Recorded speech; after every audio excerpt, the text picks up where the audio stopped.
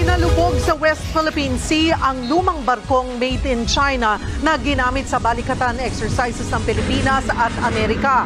Pinaulanan ng missile at bomba ang barko hanggang sa mawasak ito. Nasa frontline ng balitang yan, si Brian Castillo. Pasado alas 8 ng umaga nang sabay-sabay atakihin ng mga barko, eroplano at land assets ng Pilipinas at Amerika ang BRP Lake Caliraya. Ito ang nagsilbing target sa Maritime Strike Exercise ng balikatan sa Lawag, Ilocos Norte kanina. Malayo at hindi kita mula dito sa aming kinaroroonan ang target ship na BRP Lake Caliraya.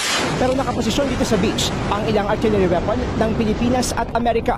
Katuwang nila sa pag-atake ang air at naval assets na naroon naman sa West Philippine Sea. Unang nagpasiklaw ang guided missile frigate ng Philippine Navy na BRP Jose Rizal na nagpakawala ng surface-to-surface anti-ship missile.